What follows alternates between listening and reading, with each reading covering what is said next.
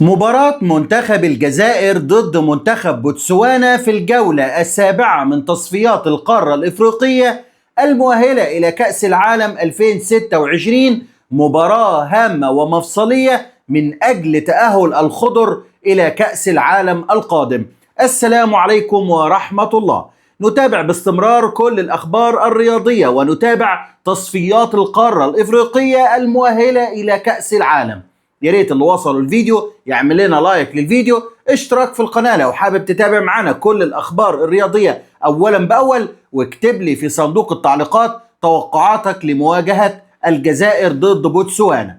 عملنا فيديو بالأمس ونزلناه على القناة بنتكلم فيه عن الجولة السابعة لتصفيات القارة الإفريقية المؤهلة إلى كأس العالم. هسيبه لحضراتكم في التعليق المثبت وفي شاشات النهاية. أما في هذا الفيديو سنتكلم عن المواجهة المنتظرة ما بين الجزائر وبوتسوانا في الجولة السابعة، المواجهة التي ينتظر منها الجمهور الجزائري الفوز والثلاث نقاط والاقتراب كثيرا كثيرا كثيرا من التأهل وحسم التأهل بإذن الله إلى كأس العالم 2026.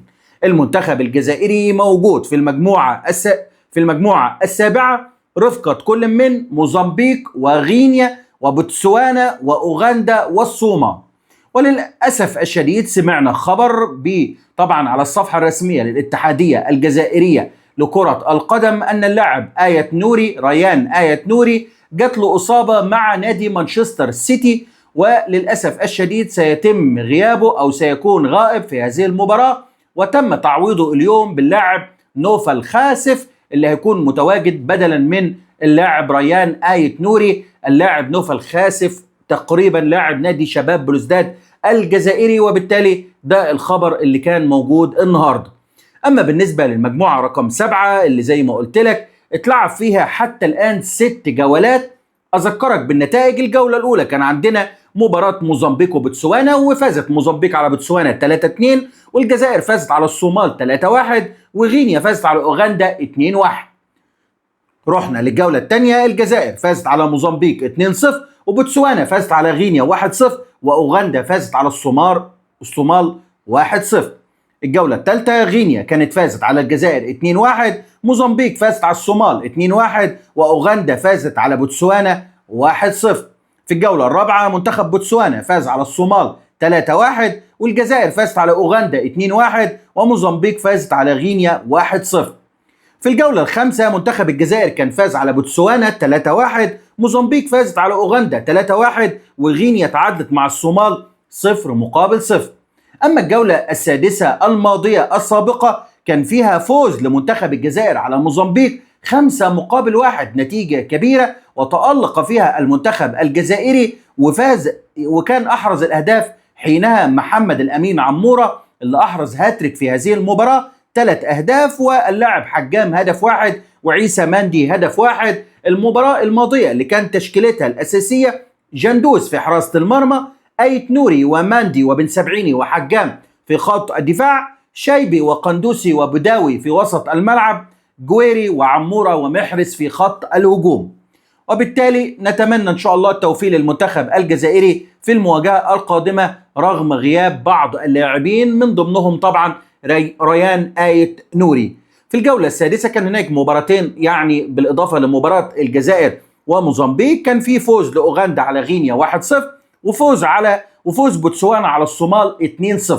الترتيب الحالي للمجموعة السابعة قبل بداية مباريات الجولة السابعة: الجزائر في الصدارة 15 نقطة، موزمبيق في المركز الثاني 12 نقطة، بوتسوانا في المركز الثالث 9 نقاط، أوغندا في المركز الرابع 9 نقاط، غينيا في المركز الخامس 7 نقاط، الصومال في المركز السادس والأخير عندها نقطة واحدة. بالنسبة للمباريات القادمة في الجولة السابعة عندنا 3 مباريات: مباراة الجزائر وبوتسوانا يوم 4 سبتمبر 2025 الساعة 10 مساء بتوقيت مصر، يعني 8 مساء بتوقيت الجزائر. والمباراتين التانيين إن شاء الله يوم 5 سبتمبر الصومال ضد غينيا 3 عصرا، وأوغندا ضد موزمبيق 7 مساء، بتكلم هنا بتوقيت مصر. المنتخب الجزائري أمام بوتسوانا مطالب بالفوز وتحقيق ال3 نقاط اللي هيخليه طبعا متأهل وبشكل كبير وبنسبة كبيرة بإذن الله إلى كأس العالم 2026. بالنسبة لملعب المباراة الجزائر وبوتسوانا، ستلعب المباراة على ملعب حسين آيت أحمد في الجزائر. نتمنى التوفيق إن شاء الله للخضر بقيادة الكابتن رياض محرز والمدرب بيتكوفيتش. لو وصلت معايا هنا أتمنى تكتب رأيك وتوقعاتك، وهنحلل إن شاء الله كل مباريات الجولة السابعة في تصفيات القارة الإفريقية المؤهلة إلى كأس العالم 2026، وهنعرف إن شاء الله مين تأهل، مين الأقرب إلى التأهل، وما هي حظوظ التأهل بعد الجولة السابعة، وأيضا الجولة رقم 8 اللي هتكون مباشرة بعد الجولة السابعة. يعني المنتخبات اللي معسكرة دلوقتي وعاملة تجمعات بتستعد لمباراتين، مباراة الجولة السابعة والجولة رقم 8، يعني 9 مجموعات المتصدرين مباشرة إلى كأس العالم، وسيتنافس على نصف مقعد للقارة الإفريقية أصحاب المركز الثاني. تمنياتنا لكل منتخباتنا وتأهل عدد كبير بإذن الله إلى بطولة كأس العالم القادمة، كندا والمكسيك وأمريكا 2026. أتمنى تعملوا لايك، والسلام عليكم ورحمة الله وبركاته.